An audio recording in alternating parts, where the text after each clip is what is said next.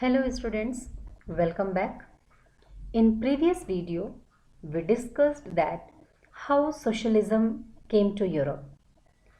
We came to know about views of different great philosophers and socialists like Robert Owen, Louis Blanc, Karl Marx and Friedrich Engels. Now today, in this video, under the heading of Russian Revolution, we will come to know about the Russian Empire of 1914 and Russian economy. Russian Empire and Russia. I am using these two terms, Russia and Russian Empire. Map को carefully देखिए. Russia एक map में है और दूसरा map जो आप देख रहे हैं अपने लेफ्ट हैंड साइड में, वहाँ रशियन एम्पायर है. तो इसका मतलब ये है कि जो प्रेजेंट रशिया है उसके अलावा और जो नेबरिंग टेरिटरीज थी, जिनको आज हम डिफरेंट कंट्रीज़ के रूप में जानते हैं, क्योंकि उस समय में नेशन स्टेट्स नहीं हुआ करते थे, तो वो टेरिटरीज ही होती थी और कंट्रीज़ नहीं होती थी, एम्पायर हुआ करते थे. तो जितने भी नेबरिंग एरियाज़ थे, जो टेरिटरीज थी, जो किंगडम्स थे, जो रशिया के अंडर में आते थे, उनको जब कंबाइंड फॉर्म में जब हम बात करते हैं उनकी, तो फिर हम रशियन एम्पायर इस टर्मिनोलॉजी का यूज़ करते हैं. तो हमें देखना है रशिया एंड रशियन एम्पायर किस टाइम पीरियड का, 1914 का. क्योंकि जो प्रीवियस वीडियोस में हमने सोशलिज़म के बारे में पढ़ा है, हमने देखा है कि सोशलिज़म ने कैसे अपनी पैठ जमानी शुरू कर दी, कैसे लोगों को अट्रैक्ट करना शुरू कर दिया यूरोप में. अब हमें रशियन सोसाइटी को देखते हुए, रशियन एम्पायर को देखते हुए ये देखना है कि यहाँ पर सोशलिज़म ने कैसे एक ग्राउंड प्रिपेयर किया रशियन रिवॉल्यूशन के लिए.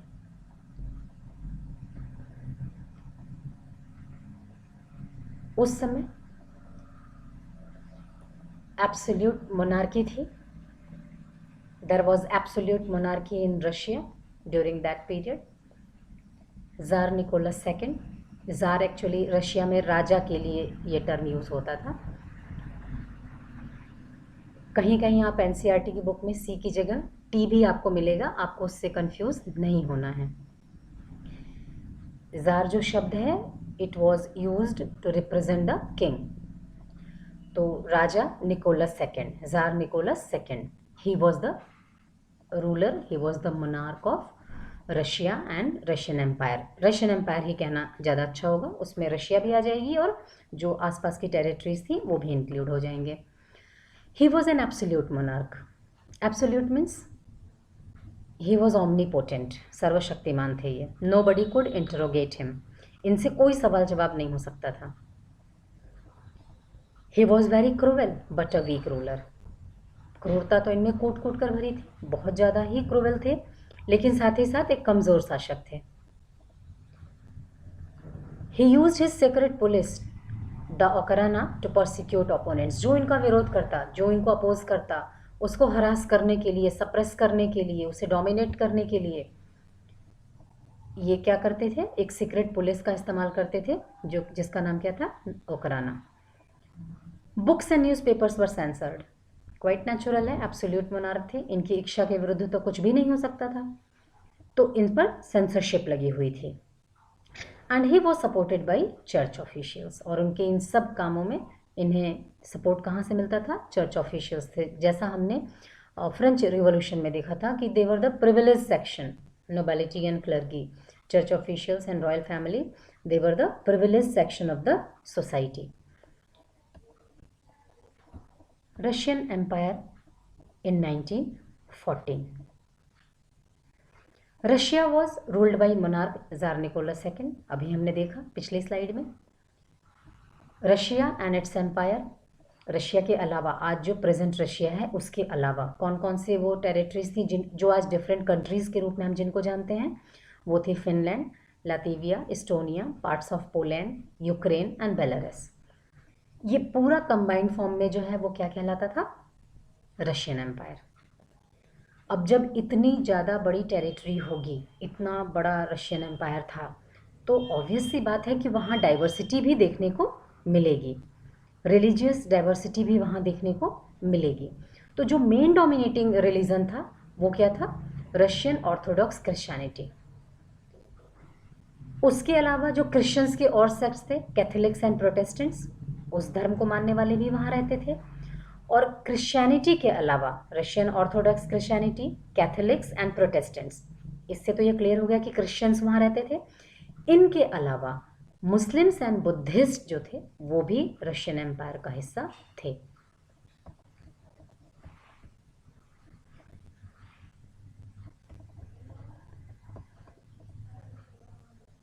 रशियन रिवॉल्यूशन हमें पढ़ना है। हमने देखा कि सोशलिस्ट जो थे they were taking the favour of workers, वो वर्किंग क्लास का फेवर लेते थे। और यही रीज़न था कि यूरोप में सोशलिज्म को बहुत ज़्यादा पसंद किया जाने लगा।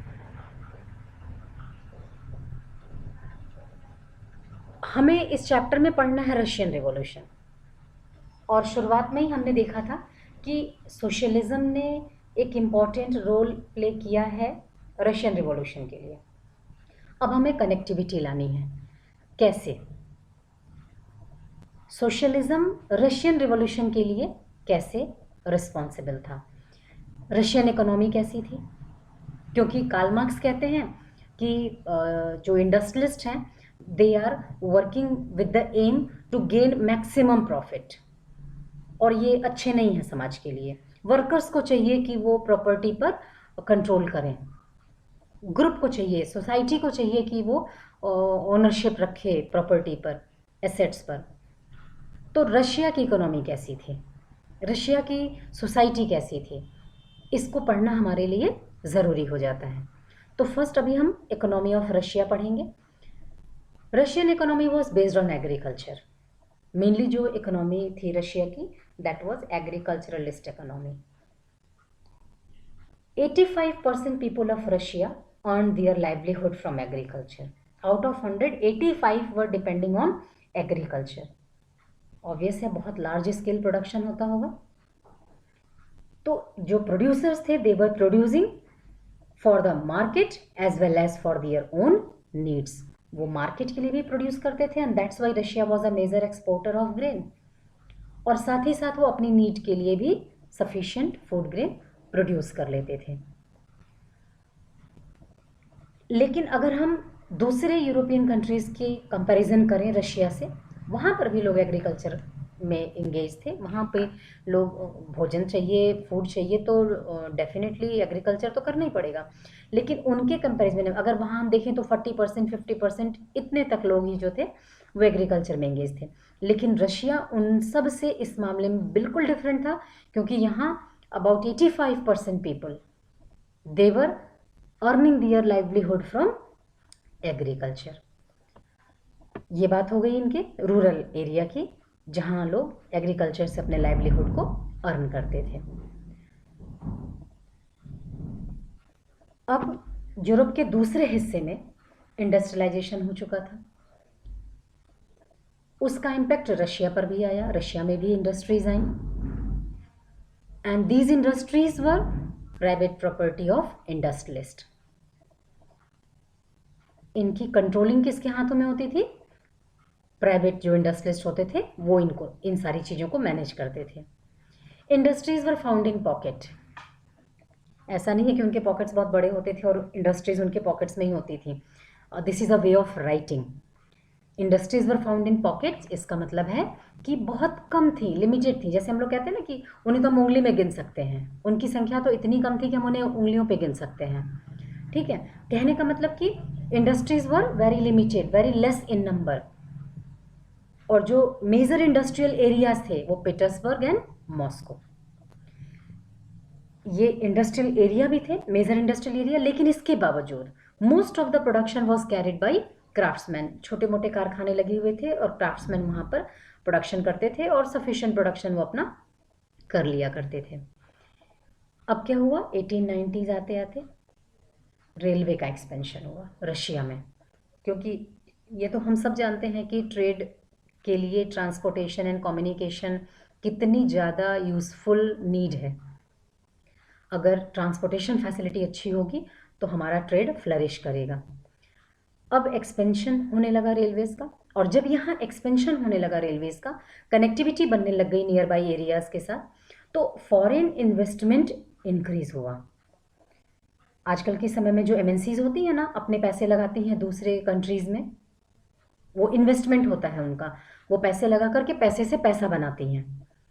तो उन दिनों भी जो फॉरेन कंट्री के बिग बिजनेसमैन थे, जो फाइनेंशियली साउंड पीपल थे, उन्होंने क्या डिसाइड किया कि अब रशिया में रेलवे का एक्सपेंशन हो रहा है, कनेक्टिविटी आसपास के एरिया में बढ़ रही है, अब यहाँ पर इंडस्ट्रियलाइजेशन होना होगा, तो उन्होंने फॉरेन इन्वेस्टमेंट करना शुरू कर दिया। अब जब पैसा फॉरेन इन्वेस्टमेंट आने लगा, विदेशों से पैसा आने लगा, तो इंडस्ट्रीज फ्लरिश करने लग गई, नई इंडस्ट्रीज सेटअप हो गई, क्योंकि अब एक्सपेंशन ऑफ रेलवे होने की वजह से जो गुड्स हैं, चाहे वो फिनिश गुड्स हों मार्केट तक पहुंचाने के लिए, या फिर रॉ मटेरियल हो प्रोडक्शन यूनिट तक पहुंचाने के लिए, ये काम आसान होने लगा।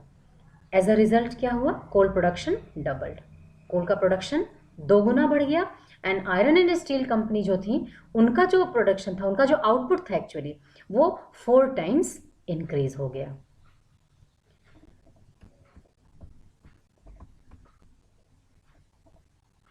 अब ये जो रिवॉल्यूशन आया, इंडस्ट्रियल रिवॉल्यूशन, और इस इंडस्ट्रियल रिवॉल्यूशन की वजह से जो इंडस्ट्रियलाइजेशन स्टार्ट हुई रशिया में, इसका इम्पैक्ट क्या आया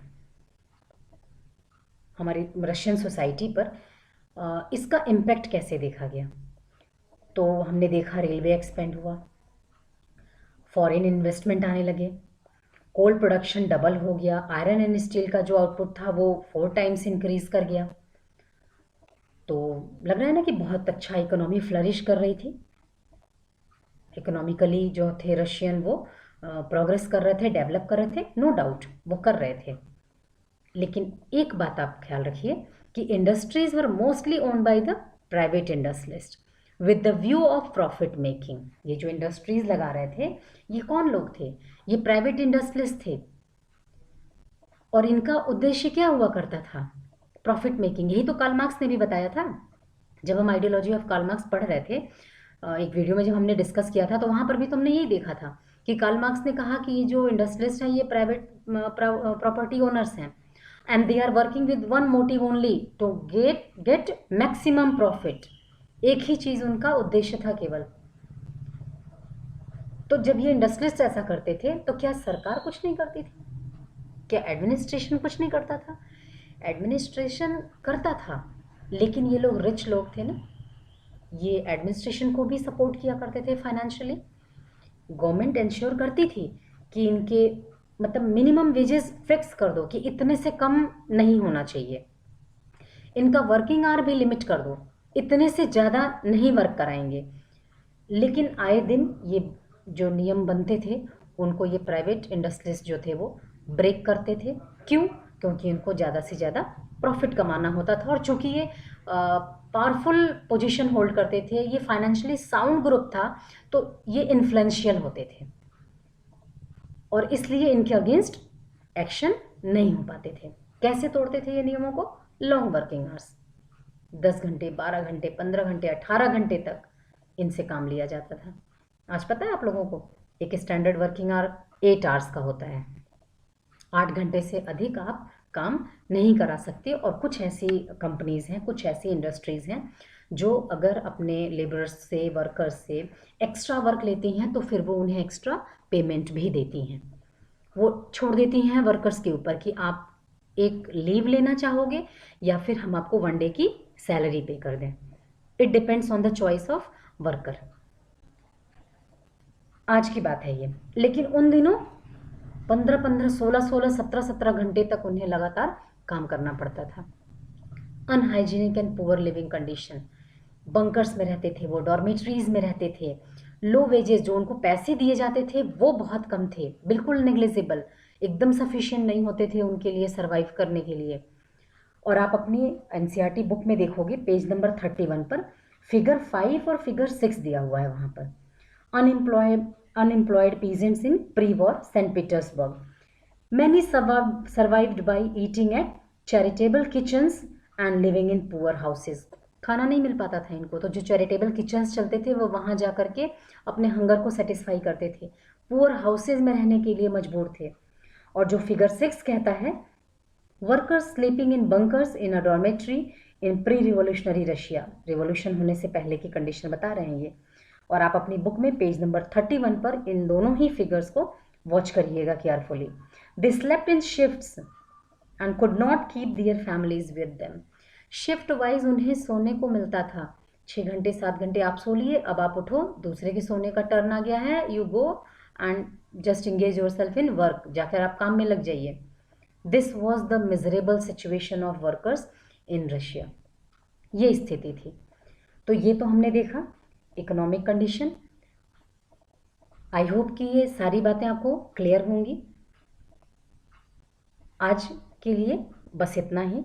नेक्स्ट वीडियो में हम देखेंगे society of Russia. Thanks to everyone.